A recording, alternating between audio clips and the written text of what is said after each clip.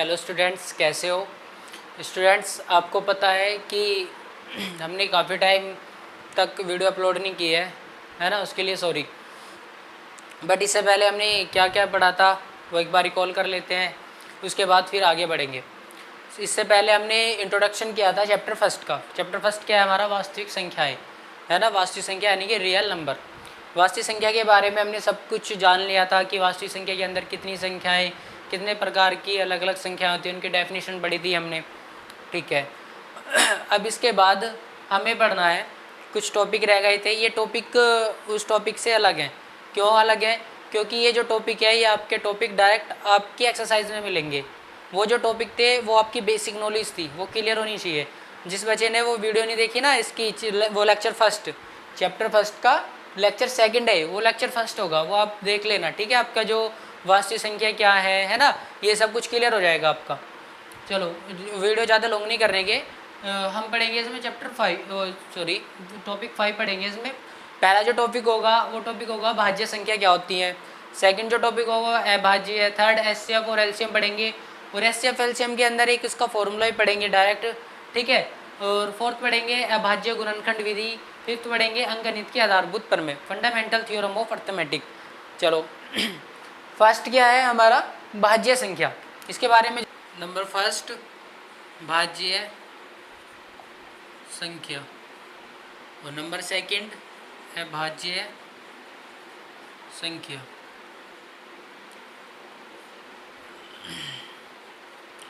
तो दोनों के बारे में एक साथ डिस्कस करेंगे। भाज्य संख्या कौन सी है और अभाज्य संख्या कौन सी है।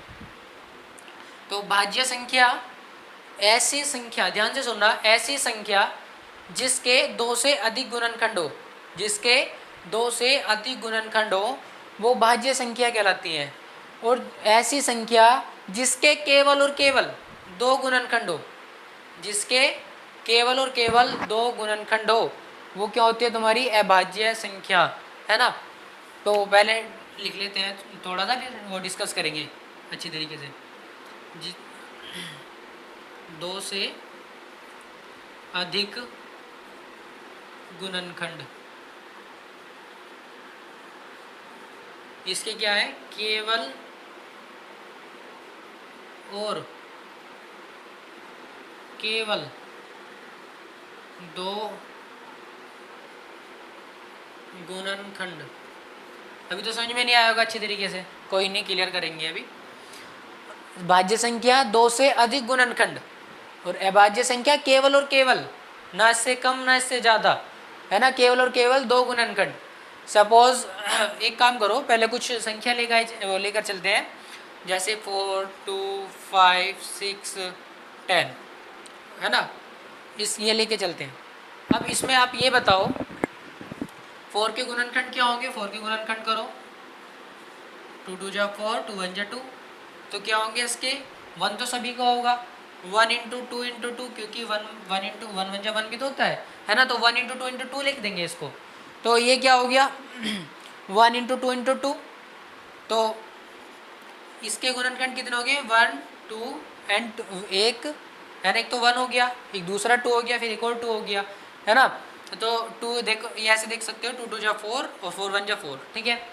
अब 2 को चेक करो, 2 का एलसीएम करो, 2 1 जा 2 और 1 तो होता ही है, तो 1 इंटू 2। अब फिर क्या करो? 5 के गुणनखंड करो, 5 के, तो 5 इसको क्या लिखेंगे? 1 इंटू 5।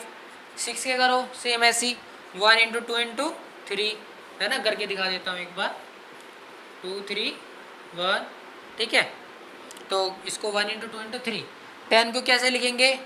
1 इंटू 2 इंटू बताओ 5, है ना। 5 2 जा 10 और 10 1 जा 10, करके देख सकते हो आप। तो हमने बताया, अब इसमें से आप ये पहचान के बताओ भाज्य संख्या कौन सी है और अभाज्य संख्या कौन सी है। तो 2 से अधिक गुणनखंड वाली क्या है? तुम्हारी भाज्य संख्या। अब इसके गुणनखंड कितने? एक तो ये रहा, एक ये रहा, कितने हो गए? 2 तो यही हो गए, तीसरा है, इसमें 3 गुणनखंड है, वो गुणनखंड है, तो ये कौन सी होगी? भाज्य, है ना। क्योंकि हम क्या बता रहे हैं? जिसके 2 से अधिक गुणनखंड होते हैं उसके 2 से अधिक गुणनखंड है, 3 गुणनखंड है इसके, ठीक है। इसके गुणनखंड कितने हैं? देखो एक बार, इसके 1 एंड 2, है ना। इसके केवल 2 गुणनखंड है, तो ये क्या है तुम्हारी केवल और केवल दो गुणनखंड वाली तुम्हारी है अभाज्य है। ठीक है, इसके भी केवल और केवल दो गुणनखंड है, ये भी तुम्हारी अभाज्य है। ये वाली बताओ, ये 6 में कितने हैं 3 है, तो 3 वाली क्या होगी भाज्य है। और इसमें भी कितने हैं 3 है, भाज्य है ना। और बड़ी संख्या होगी कि 4 भी आएंगे 5 भी आएंगे, 5 5 6 6 गुणनखंड और भी ज़्यादा आएंगे, तो सभी क्या हो जाएंगे वो अभाज्य है और सॉरी भाज्य है। और अभाज्य वाली जिसके केवल और केवल दो गुणनखंड होंगे। अब आप ये बताओ मुझे, जो 1 है वो भाज्य है अभाज्य है, बताओ जल्दी। जो 1 है वो भाज्य है या अभाज्य है? जो 1 है 1 तो गुणनखंड केवल 1 होता है, और हमने क्या बताया भाज्य के लिए, भाज्य केवल और केवल दो गुणनखंड है ना। इसमें क्या है केवल ये 1 है ना, इसका तो ये गुणनखंड है तो ये तो इसमें आता नहीं है। अब भाज्य की बात करें इसमें तो 2 से अधिक गुणनखंड, यानी कि इसमें भी नहीं आ रहा ये। ठीक है, ना तो 1 भाज्य है और ना ही अभाज्य है। तो सबसे छोटी अभाज्य संख्या कौन सी होगी, 1 तो है नहीं है ना, तो फिर कौन सी होगी 2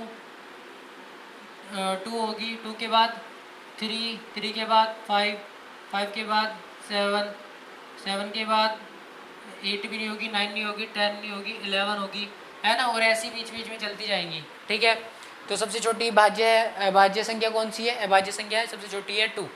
ठीक है, अब हम बात कर लेते हैं हमारे जो 2 टॉपिक थे वो क्लियर हो गए, भाज्य संख्या और अभाज्य संख्या। अब इम्पोर्टेंट जो टॉपिक है इसमें एचसीएफ और एलसीएम भी है ना। तो उसके अभी तक आपने कई बार क्लास में निकाला होगा एचसीएफ और एलसीएम, बट आपको ज़्यादा कुछ पता नहीं होगा एलसीएम के बारे में, या पता है? चलो एलसीएम के बारे में पता करेंगे कि है क्या चीज़, ये बड़े खतरनाक लगते हैं देखने में, HCF एंड LCM है ना। तो number first HCF highest common factor. HCF की डेफिनेशन क्या है, highest common factor, highest common factor. चलो एलसीएम के बारे में भी एक साथ ही बात करेंगे। Second LCM list common multiple है ना, लिस्ट कॉमन मल्टीपल। तो highest common factor, highest common factor, highest, इसको हाईएस्ट क्यों कहा गया है, इसको लिस्ट क्यों कहा गया है ना, इसको फैक्टर भी बोल सकते हैं कंडीशन में। तो हाईएस्ट और लिस्ट आप देखते होंगे, आपने एचसीएफ और एलसीएम पहले भी निकाले हैं है ना, नया नया टॉपिक नहीं है। तो बस इसको एक बार मैं प्रॉपर डेफिनेशन से बता देता हूँ, फिर आप कभी मिस्टेक नहीं करोगे। आप देखते हो कि जब हम किसी भी दो संख्या का एचसीएफ निकालते हैं वो छोटा आता है, और जब एलसीएम निकालते हैं वो बड़ा आता है ना। बट इसको बोला ये एचसीएफ छोटा आता है, फिर इसको हाईएस्ट क्यों कहा गया, और एलसीएम बड़ा आता है तो इसको लिस्ट क्यों कहा गया है ना। तो इसका मेन रीज़न ये है, सबसे पहले इसकी डेफिनेशन समझेंगे, फिर आपको समझ में आ जाएगा कि ये हाईएस्ट और लिस्ट कैसे कैसे क्यों बोलते हैं। HCF, सपोज हमारे पास ए और बी दो संख्या है, इधर लेके चलो 4 और 6, ठीक है, ये एग्जांपल के तौर पे लेके चल रहे हैं, ये प्रॉपर डेफिनेशन। 4 और 6 दो संख्या है हमारे पास। अब हमारे पास यदि दो संख्या है ना, उनमें से एक ऐसी हाईएस्ट संख्या होनी चाहिए जो इसको भी और इसको ए और बी को प्रॉपर डिवाइड करे। क्या करे, ए और बी को डिवाइड करे। और वो ऐसी कैसी संख्या होनी चाहिए, वो सबसे हाईएस्ट संख्या, एक हाईएस्ट संख्या में ऐसी ढूंढनी है जो ए को भी डिवाइड करे और बी को भी डिवाइड करे। इससे जो अगर हमने सपोज सी एक ऐसी संख्या ढूंढ ली जो ए को भी डिवाइड कर रही है और बी को डिवाइड कर रही है, कंडीशन ये है इससे छोटी संख्या तो अदर मिल सकती है, बट इससे बड़ी संख्या नहीं होनी चाहिए कोई भी, है ना। इससे बड़ी संख्या नहीं होनी चाहिए जो हमने ढूंढी है, जो हमने निकाल ली है सी, है ना। अब देखो एक एग्जांपल लेके चलते हैं। सपोज यहाँ पे 8 है और यहाँ पे 4 है। अब हम कह रहे हैं कि सबसे बड़ी संख्या एक 4 ऐसी है जो इसको भी डिवाइड कर रही है और इसको भी डिवाइड कर रही है ना। 4 2 जा 8 और 4 1 जा 4, सिंपल ही है ना, 4 को भी डिवाइड कर रहा है, 4 8 को भी डिवाइड कर रहा है। अब ये बताओ 4 से बड़ी संख्या कोई ऐसी है जो दोनों को डिवाइड कर रही है?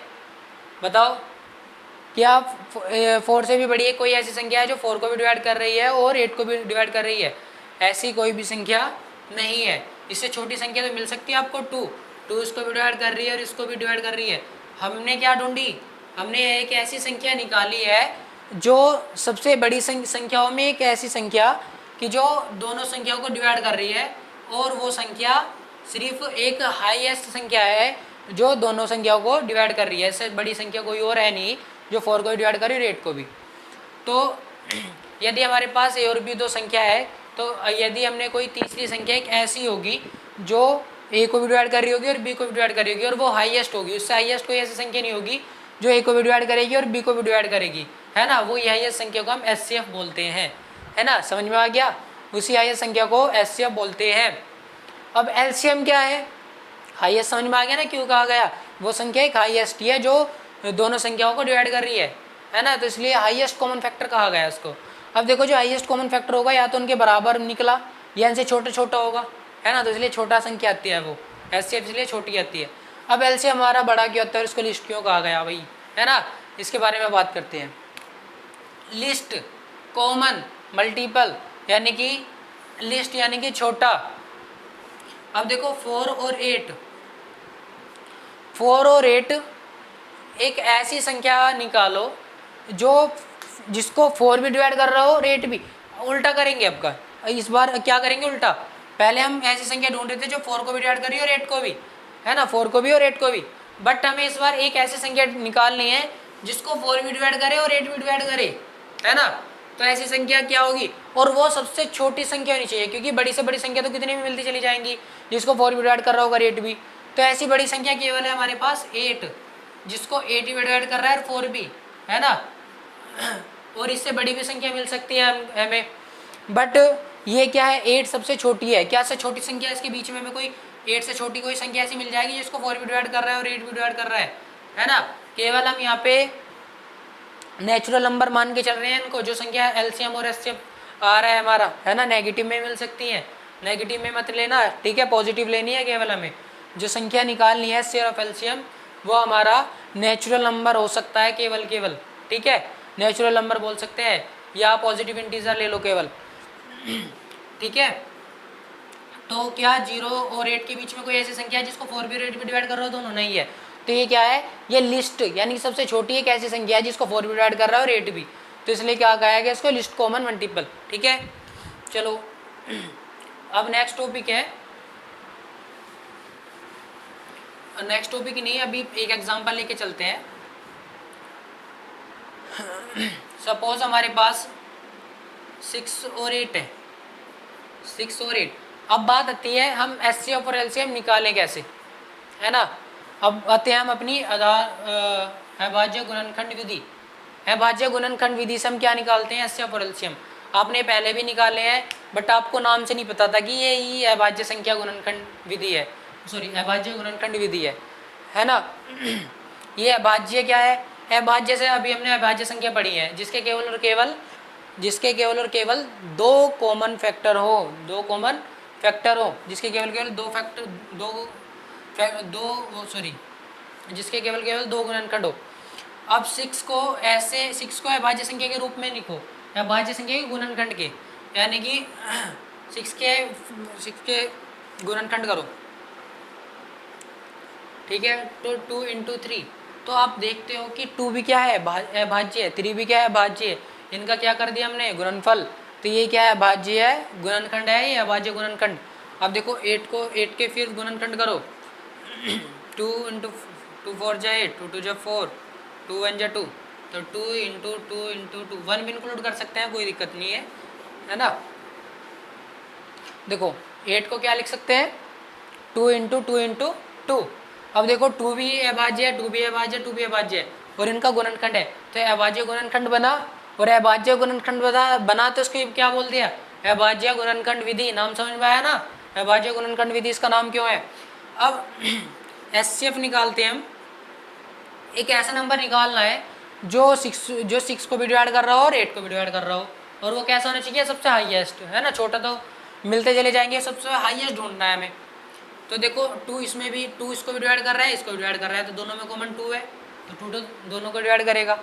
अब इसमें देखो कुछ और कॉमन नहीं है, इसमें केवल 3 है, इसमें 2 है, फिर 2 है, और कॉमन नहीं है, केवल 2 कॉमन है, तो इसको 2 एक बार लिख दो। तो आप देखोगे कि 2 इसको भी डिवाइड कर रहा है, इसको भी, है ना, 2 3 या 6, 2 4 8, 2 से कोई भी बड़ा नंबर ऐसा नहीं होगा जो दोनों को डिवाइड कर रहा होगा, नहीं है ना। तो इसलिए क्या है हमारा एचसीएफ कितना हो गया 2। एलसीएम कैसे निकालते हैं, एलसीएम का मतलब अभी बताया मैंने कि एक ऐसी संख्या जिसको 6 भी डिवाइड कर रही हो और 8 भी, वो संख्या क्या होनी चाहिए, सबसे छोटी संख्या होनी चाहिए। अब ऐसी छोटी संख्या ढूंढनी है हमें। अब देखो जैसे 2 कॉमन दोनों में है, उसको तो एक बार लिख लो क्योंकि दोनों में आ रहा है, कॉमन आ रहा है। अब जो बचा है 3 बचा, 3 को ऐसे लिख दो। 2 ऐसे सिंपल बच रहा है, 2 को ऐसे लिख दो। ये भी 2 ऐसे बच रहा है, उसको ऐसे लिख दो। मल्टीप्लाई करो, कितना बना, 2 2 जा 4, है ना, और 4 2 जा 8, 8 3 जा 24। तो 24 क्या है, 20, देखो 8 3 जा 24, 6 4 जा 24, है ना। इसको 6 भी डिवाइड कर रहा है और 8 भी डिवाइड कर रहा है ना। और जो ये 2 है, 2 6 को डिवाइड कर रही है और 8 को भी डिवाइड कर रही है। ये सबसे छोटी है, सॉरी ये सबसे हाईएस्ट है जो इसको दोनों को डिवाइड कर रही है, और ये सबसे छोटी संख्या ऐसी है जिसको 6 भी डिवाइड कर रहा है और 8 भी। समझ में आया। एचसीएम और एलसीएम इसकी मदद से हमने निकाल लिया, किसकी, अभाज्य गुणनखंड विधि से। ठीक है, अब हमारे कौन कौन से टॉपिक हो गए हैं, अब हमारे हो गया है भाज्य संख्या, अभाज्य संख्या, एचसीएम और एलसीएम। अब एक फॉर्मूला, मैंने फॉर्मूला लिख रखा है, ये फॉर्मूला और पढ़ लें, ठीक है एक बार। तो ये फॉर्मूला क्या है, ये फॉर्मूला यहीं से ही निकाल सकते हो आप, थोड़ा सा माइंड लगा के, है ना, थोड़ा माइंड का यूज़ करना, आपके लिए एक HW है, ठीक है। एक फॉर्मूला है हमारे पास HCF इंटू LCM इक्वल होता है, यदि हमारे पास संख्या A है, इसको ऐसे लिख सकते हैं, इसको ऐसे लिख लो अच्छी तरीके से, HCF ऑफ A, B। ये है ए, दो संख्या हमारे पास A भी उनका HCF, और हमारे पास LCM है, जो अपने ये भी दो संख्या लिया है उनका LCM है। और ये क्या है हमारी A क्रॉस B, यानी कि हमारे पास दो संख्या हैं तो उनका दो संख्याओं का गुणनफल किसके बराबर होगा, उनके HCF के और उनके LCM के बराबर होगा। इससे क्या फ़ायदा है फॉर्मूले से, इस फॉर्मूले से ये फ़ायदा है, यदि हमें HCF और LCM दिया हो और एक संख्या दी हो तो हम B निकाल सकते हैं। अब हमें सपोज हमने LCM निकाल लिया, हमारे पास A B संख्या है तो HCF निकाल सकते हैं। HCF बराबर हो जाएगा A cross B upon LCM को नीचे ले जाओ, तो ये हमें बहुत सारे प्रॉफिट देता है। यदि हमारे पास HCF और LCM गिवन है, एक संख्या गिवन नहीं है तो दूसरी संख्या निकाल सकते हैं। यदि HCF गिवन नहीं है, दो संख्या गिवन है, LCM गिवन है तो HCF निकाल सकते हैं। LCM गिवन नहीं है, HCF गिवन है और A क्रॉस B गिवन है तो हम LCM निकाल सकते हैं, है ना। तो ये इनके बीच में एक रिलेशन है, HCF गुना LCM इक्वल दोनों संख्या, ठीक है। सपोज जैसे हमारे पास 4 और 6 है तो 2 इंटू 2 इंटू 3, तो HCF कितना आया 2, LCM कितना आया, LCM दोनों में कॉमन 2 है, 2 लिख दो।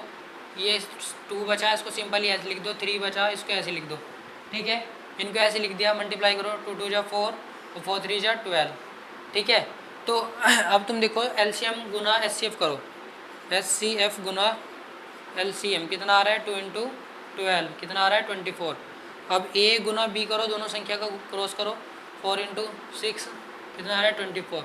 तो देखो दोनों संख्याओं का गुणनफल भी 24 आ रहा है, दोनों संख्याओं का LCF और LCM भी 24 आ रहा है, ठीक है। तो फॉर्मूला क्या है, HCF Guna LCM equal A into B। चलो अब हम क्या पढ़ेंगे बच्चों, फिफ्थ क्या है हमारा, अंक गणित की छोटी सी है भी, अंक गणित की आधारभूत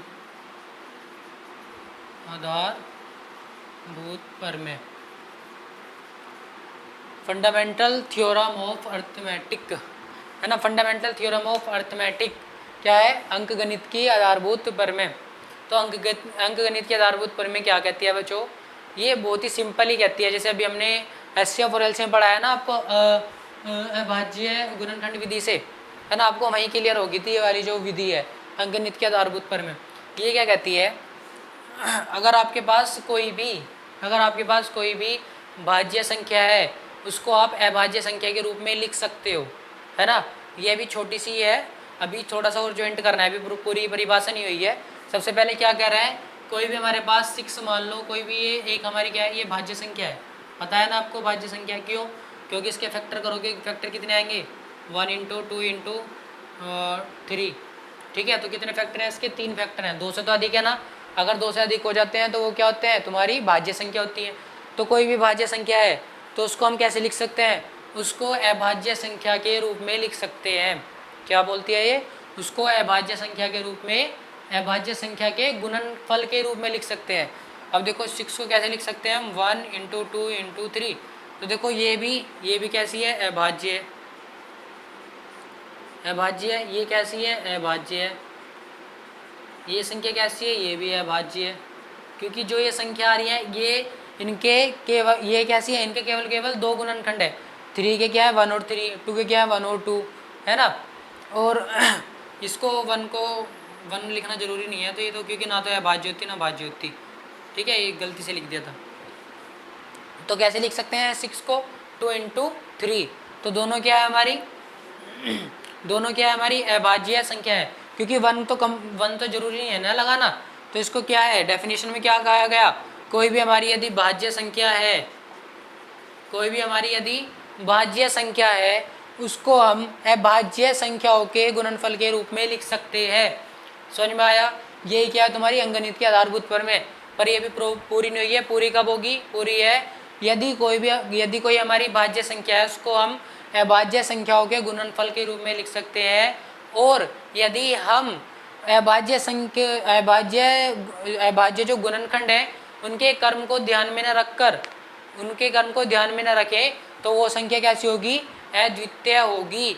यानी कि जैसे 3 इंटू 2 लिखे तो वो भी 6 है, या 2 इंटू 3 लिखे वो भी 6 है। यानी कि अभाज्य संख्या, ये दोनों अभाज्य संख्या है ना। इनके कर्म को ध्यान, इनका जो गुणनफल कर रहे हैं, इनके गुणनफल को के क्रम को चेंज करें या कैसे करें, है ना, उसको हम ध्यान में ना रखें, है ना। कर्म को ध्यान में ना रखें, कर्म को भूल जाए, पहले 2 आना है या 3 आना है, या 3 आना है 2 आना है ना, कुछ भी लिख सकते हैं।